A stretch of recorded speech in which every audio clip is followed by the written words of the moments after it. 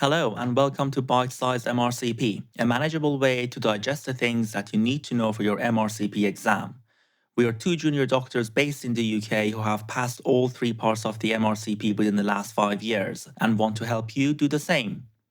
We're not associated with any MRCP examination organizations, and the materials covered are by no means an exhaustive list of what can come up in your exam, and indeed are not intended to be used as medical advice. Please refer to your College of Entry or your friendly supervisor for further questions regarding the exam and syllabus.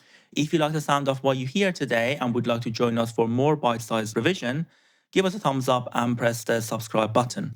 Now, without further ado, let's get into today's topic, which is on Candida species under the section of infectious diseases. So the epidemiology of Candida is that it is an opportunistic pathogen causing disease in immunocompetent and immunocompromised states. Most infections are endogenous but can be nosocomial, of course, and it is the impaired cell-mediated immunity which is known to be a risk factor for mucocutaneous infection, which can unfortunately sometimes lead to disseminated candidiasis. In terms of its pathophysiology, Candida is a budding yeast. It may form pseudohyphae during tissue invasion, and it is also ubiquitous. It is found commonly as a commensal of GI surfaces.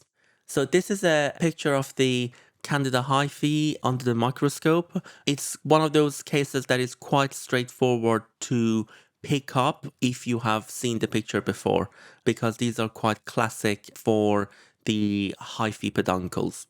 The clinical manifestations depend on the type of disease. So let's start with mucocutaneous disease. In mucocutaneous disease, oral or vaginal disease is the most common type of manifestation. It is seen in immunocompetence, however, it is more common in the state of immunodeficiency. This is frequently found in moist skin creases, and this is a common cause of nappy rash in babies. The chronic nail infection, which is known as onychomycosis, as well as esophageal disease, are frequently seen in the state of immunodeficiency. And Candida in urine is frequently associated with long-term catheter or diabetes. So for instance, this would make a very good station 5 case as part of your PACES examination as somebody who's presenting with recurrent candidal infection in your PACES. The clinical manifestation for disseminated disease, however, is really quite different. This is frequently seen in patients with neutropenia, those who are IV drug users, and those who have a long-term central venous cannulation for many reasons. They can present much more internally, and for instance, they can frequently affect different organs, including the heart, leading to endocarditis.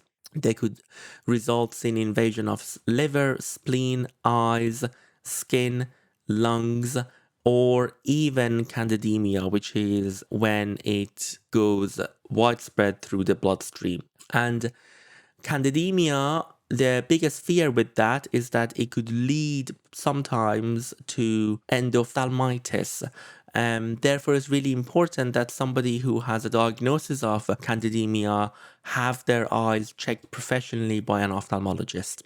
This is a case of esophageal candidiasis. For the purpose of MRCP, especially in part 2 examination, it's really important that if you get this picture, the next test that you would want to be doing is looking for evidence of immunosuppression, particularly in an undiagnosed case of HIV. The diagnosis is quite commonly grown on lab media. It can be isolated from blood cultures though. Germ tube tests can distinguish between Candida albicans because it grows on the germ tubes from other types of Candida which don't. However, there is no reliable serological test for invasive type of candidiasis. Therefore, in many cases, this will require a direct tissue and histological biopsy. The management of this is really depending on the predisposing factor. If this is a case of quite a straightforward mucocutaneous candidal infection, in somebody who's immunocompetent, then they can be easily treated with topical antifungal creams. However, it's really important to consider the underlying predisposing factor in all patients who present with evidence of candidiasis and candidal infection in general, which, as we have discussed, will include HIV, diabetes, and neutropenia.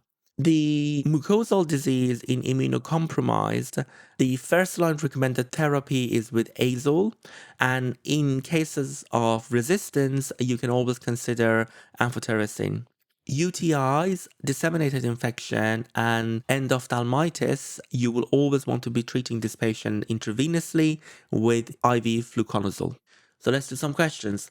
A 38-year-old woman with a history of poorly controlled diabetes mellitus presents with a 1-week history of painful white patches on her tongue and inner cheeks. She also reports difficulty swallowing and a burning sensation in her throat. Which of the following is the most appropriate initial treatment? The options are A. Fluconazole, B. Amoxicillin, C. Acyclovir, D. Metronidazole, E. Ciprofloxacin. So hopefully this is quite straightforward for all of you. This is a lady who has got a known risk factor to predispose her with Candida infection, which is the poorly controlled diabetes. And she's presenting with what looks like white plaques, which are painful on her tongue and inner cheeks. And she's having difficulty with swallowing due to pain. So really, this is all shouting out as candidiasis or candidal infection rather, and therefore the correct treatment option is going to be fluconazole, because the other options are either antibacterial or antiviral and obviously will not be treating fungus. Thanks for listening to this episode of Bite Size MRCP. If you like what you heard today, give us a thumbs up and hit the like and subscribe button to make sure that you don't miss out on our next episode. Let us know in the comments which topics you would like to hear in the future. See you in the next episode.